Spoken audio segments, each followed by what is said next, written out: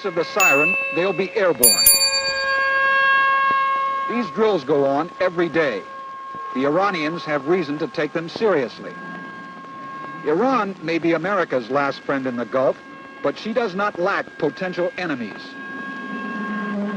Iran sees herself as surrounded by unstable and not so friendly neighbors.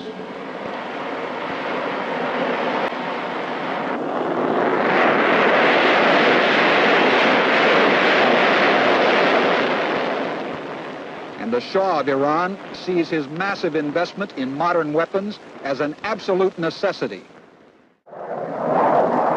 In addition to F-5s, Iran now has the largest force of Phantom jets in the Middle East. And the Shah has just announced the purchase of 30 F-14 fighters, which are the most advanced jets in America's inventory. For the most part, the Shah's Air Force is strictly made in the USA. All of his pilots are trained in America.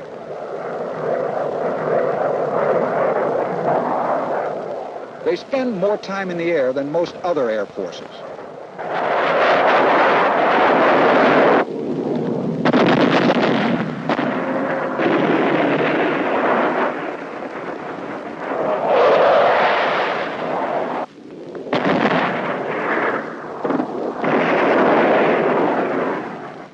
They fly well, and they shoot well. And like their Shah, they consider the United States a special friend. I think that the reasons are there, loud and clear. Wasn't Israel and the rest of the world surprised by the huge amount of weapons that were poured on her and which almost crippled her? I'm not taking any chances. Well, to us, obviously anything that is loaded, it could be a threat. But they better not, because you cannot easily step on our toes. But still, it's not, as you call, a very secure border. On national holidays, troops all over Iran pass in review before the Shah's portrait.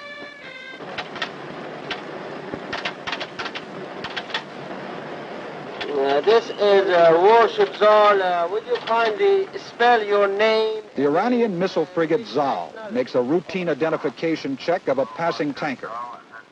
For a century, British warships patrolled the Persian Gulf. Now they are gone, replaced by an Iranian Navy which in a few short years has grown from a glorified Coast Guard to a powerful strike force.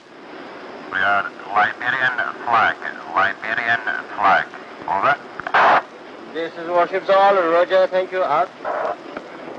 This narrow neck of water is the Strait of Hormuz. Only 30 miles across, it's possibly the most vital stretch of water on Earth. The reason? Oil. Giant tankers pass here on an average of 1 every 11 minutes, carrying 20 million barrels of oil each day, including over 80% of Japan's total oil supply and nearly 60% of Western Europe's.